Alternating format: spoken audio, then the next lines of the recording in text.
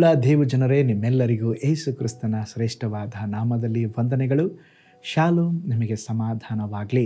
ಈ ದಿನ ದೇವರ ವಾಕ್ಯದ ಧ್ಯಾನಕ್ಕಾಗಿರುವಂಥ ವಿಷಯ, ಏನೇ ಆದರೂ ದೇವರಲ್ಲಿ ಭರವಸೆ ಇಡು. ಅದಕ್ಕೆ ಆಧಾರವಾಗಿ ಯೋಬನ ಗ್ರಂಥ 13ನೇ ಅಧ್ಯಾಯ 15ನೇ ವಚನ, ಆತನು ನನ್ನನ್ನು ಕೊಂದರೂ ನಾನು ಆತನಲ್ಲಿ ಭರವಸೆ ಇಡುವೆನು. ನೋಡ್ರಿ, ಇಲ್ಲಿ ಭಕ್ತನಾದಂಥ ಯೋಬನು ಹೇಳುತ್ತಾ ಇದ್ದಾನೆ, ಆತನು ನನ್ನನ್ನು ಕೊಂದು ಹಾಕಿದರೂ ಆತನಲ್ಲಿ ಭರವಸೆ ಇಡುವೆನು. ಯಾರನ್ನು ನೋಡಿ ಹೇಳ್ತಾ ಇದ್ದಾನೆ? ದೇವರನ್ನ ನೋಡಿ ಹೇಳುತ್ತಿದ್ದಾನೆ.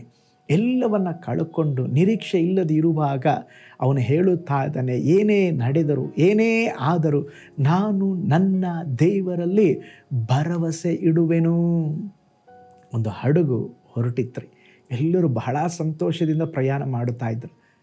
ಅದರಲ್ಲಿ ವಯಸ್ಸಾದಂಥ ಒಬ್ಬ ನಾವಿಕನು ಹೋದನು.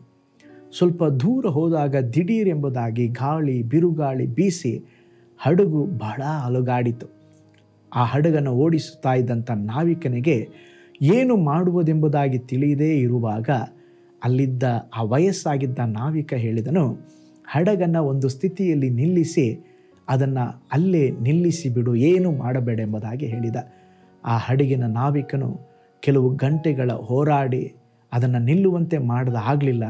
ನಂತರ ಈ ವಯಸ್ಸಾದಂಥ ಹೇಳಿದಂಥ ವ್ಯಕ್ತಿಯ ಮಾತಿನ ಪ್ರಕಾರ ಅವನು ಮಾಡಿದಾಗ ಕೆಲವೇ ಗಂಟೆಗಳಲ್ಲಿ ಬಿರುಗಾಳಿಯ ದಿಕ್ಕು ಬದಲಾಗಿ ಇವರು ಶಾಂತತೆಯಿಂದ ಹಡಗು ನಿಂತು ಯಾವ ತೊಂದರೆ ಇಲ್ಲದ ಹಾಗೆ ಹಡಗು ಪ್ರಯಾಣ ಮಾಡಲಿಕ್ಕೆ ಅನುಕೂಲವಾಯಿತು. ಆ ಹಡಗಿನ ನಾವಿಕ ಆ ವಯಸ್ಸಾದ ನಾವಿಕನಿಗೆ ಕೃತಜ್ಞತೆ ಹೇಳಿದ. ಆಗ ಅವನು, ಭಯಂಕರವಾದ ಬಿರುಗಾಳಿ ಬೀಸುವಾಗ ನಾವು ಹಡಗನ್ನು ಒಂದೇ ಸ್ಥಿತಿಯಲ್ಲಿ ನಿಲ್ಲಿಸಿ ಅದನ್ನು ಅಲ್ಲೇ ನಿಲ್ಲಿಸಬೇಕು ಎಂಬುದನ್ನು ಮರೆಯಬೇಡ ಎಂಬುದಾಗಿ ಆ ಯೌವನಸ್ಥ ನಾವಿಕನಿಗೆ ಆಲೋಚನೆ ಹೇಳಿದ.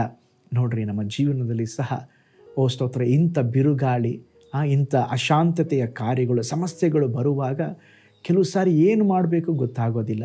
ಯೋಬನ ಜೀವಿತವನ್ನು ನೋಡ್ರಿ, ತನ್ನ ಜೀವನದಲ್ಲಿ ಬಿರುಗಾಳಿಯಂಥ ಹಲವು ಹೋರಾಟಗಳು ಎದ್ದವು. ಆದರೆ ಅವನ ಜೀವನದಲ್ಲಿ ದೇವರನ್ನ ಬಲವಾಗಿ ಹಿಡ್ಕೊಂಡಿದ್ದನ್ರಿ. ಮೌನವಾಗಿದ್ದ, ಶಾಂತವಾಗಿದ್ದ.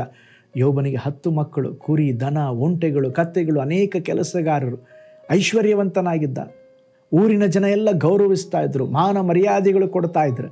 ಒಂದು ದಿನ ಅವನ ಜೀವನದಲ್ಲಿ ಬಿರುಗಾಳಿ ಬೀಸುವಾಗ ಒಂದೇ ದಿನದಲ್ಲಿ ಮಕ್ಕಳು, ಕುರಿ, ದನ, ಒಂಟೆಗಳು, ಕತ್ತೆಗಳು, ಕೆಲಸಗಾರರು ಎಲ್ಲವನ್ನ ಕಳ್ಕೊಂಡ. ಆಗ ಅವನೇನು ಹೇಳ್ತಾ ಇದ್ದಾನೆ ಗೊತ್ತಾ? ದೇವರು ಕೊಟ್ಟರು, ದೇವರೇ ತಗೊಂಡ್ರು, ದೇವರ ನಾಮಕ್ಕೆ ಸ್ತೋತ್ರವಾಗಲಿ. ಮರುದಿನ ಅವನ ಶರೀರ ಪೂರ್ತಿಯಾಗಿ ಹುಣ್ಣುಗಳಿಂದ ತುಂಬಿಕೊಂಡಿತ್ತು. ಶರೀರವೆಲ್ಲ ಕೆರೆದುಕೊಳ್ತಾ ಇದ್ದ. ತನ್ನ ಜೀವನವೆಂಬ ಹಡಗಿನಲ್ಲಿ, ನಂಬಿಕೆ ಎಂಬ ಹಡಗಿನ ನಂಗೂರವಾಗಿರುವ ಯೇಸು ಕ್ರಿಸ್ತನ ಮೇಲೆ ಅವನ ನಂಬಿಕೆಯಿಂದ ಹೇಳುತ್ತಾ ಇದ್ದಾನೆ, ದೇವರು ನನ್ನನ್ನು ಕೊಂದು ಹಾಕಿದರೂ ಸಹ ನಾನು ದೇವರಲ್ಲಿ ಭರವಸೆ ಉಳ್ಳವನಾಗಿಯೇ ಇರುತ್ತೇನೆ. ಇವತ್ತು ನಮಗೆ ಚಿಕ್ಕ ತಲೆನೋವು ಬಂದರೆ ದೇವರು ಬೇಡ, ಏಸಪ್ಪ ಬೇಡ, ಚರ್ಚ್ ಬೇಡ, ಪಾಸ್ಟ್ರ್ ಬೇಡ, ಎಲ್ಲ ಏನೇನೋ ಹೇಳ್ತೇವೆ.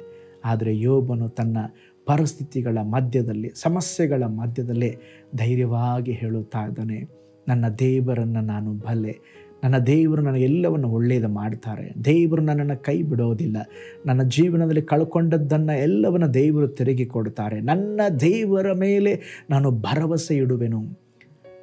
ಫುಲ್ಲ ಹಣ ಇರುವಾಗ, ಬ್ಯಾಂಕ್ ಅಕೌಂಟಲ್ಲಿ ಹಣ ಇರುವಾಗ, ಜೀವನದಲ್ಲಿ ಎಲ್ಲ ಸುಗಮವಾಗಿರುವಾಗ ದೇವರ ಮೇಲೆ ಭರವಸೆ ಇಡೋದು ಬಹಳ ಸುಲಭ ರೀ.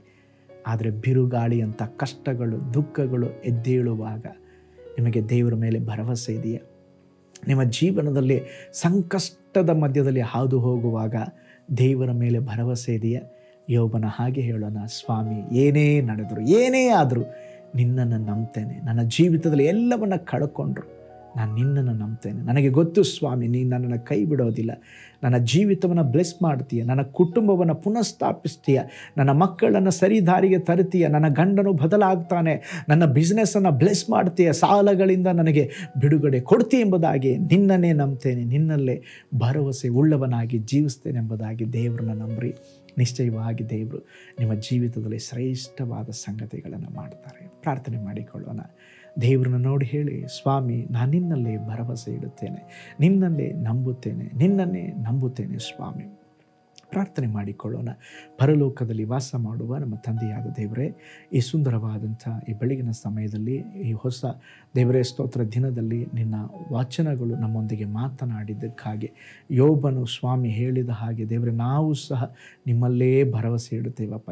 ಏನು ನಡೆದರೂ ಏನಾದರೂ ನಿಮ್ಮಲ್ಲೇ ಭರವಸೆ ಇಡುತ್ತೇವೆ ಸ್ವಾಮಿ. ನಮ್ಮ ಜೀವನದಲ್ಲಿ ಕೆಲವು ಸಾರಿ ಇಕ್ಕಟ್ಟಿನ ಪರಿಸ್ಥಿತಿ ಹಾದು ಹೋಗುವಾಗ ಎಲ್ಲಿಗೆ ಹೋಗಬೇಕು, ಏನು ಮಾಡಬೇಕು, ದೇವರು ನಮ್ಮನ್ನು ಬಿಟ್ಟು ದೂರ ಹೋದ್ರೆ ಅನೇಕ ಪ್ರಶ್ನೆಗಳು, ಗೊಂದಲಗಳು. ಅದರ ಮಧ್ಯದಲ್ಲಿ ಕೂಡ ನಿನ್ನ ವಾಕ್ಯವು ನಮ್ಮನ್ನು ಬಲಪಡಿಸ್ತದೆ. ನೀವು ನಮ್ಮ ಜೊತೆ ಇದ್ದೀರ ಸ್ವಾಮಿ, ನೀವು ನಮ್ಮನ್ನು ಕೈ ಬಿಡೋದಿಲ್ಲ. ಇಕ್ಕಟ್ಟಿನ ಅನುಭವದಲ್ಲಿ ಯಾರೆಲ್ಲ ಹಾದು ಹೋಗ್ತಾ ಇದ್ದಾರೋ ಅವರಿಗೆಲ್ಲ ಸಹಾಯ ಮಾಡಿರಿ, ಬಿಡುಗಡೆ ಉಂಟಾಗಲಿ, ಅದ್ಭುತ ನಡೀಲಿ. ಈ ದಿನ ಕೂಡ ಆಶೀರ್ವಾದದಾಯಕವಾಗಿರಲಿ, ಯೇಸುವಿನ ಹೆಸರಿನಲ್ಲಿ ತಂದೆಯೇ, amen, amen. Praise the Lord. ಹಾಗಾದರೆ ದೇವರ ಮೇಲೆ ಭರವಸೆ ಇಡೋಣ, ದೇವರಿಗಾಗಿ ಜೀವಿಸೋಣ. ಕರ್ತನು ನಿಮ್ಮನ್ನು, ನಿಮ್ಮ ಕುಟುಂಬವನ್ನು ಬ್ಲೆಸ್ ಮಾಡಲಿ. ನಾಳೆ ಮತ್ತೊಂದು ದೈನಂದಿನ ಧ್ಯಾನದಲ್ಲಿ ನಾನು ನಿಮ್ಮನ್ನು ಸಂಧಿಸ್ತೇನೆ. ನಾನು ನಿಮ್ಮ ಪ್ರೀತಿಯ ಸೇವಕ pastor Paul Joy. God bless you all.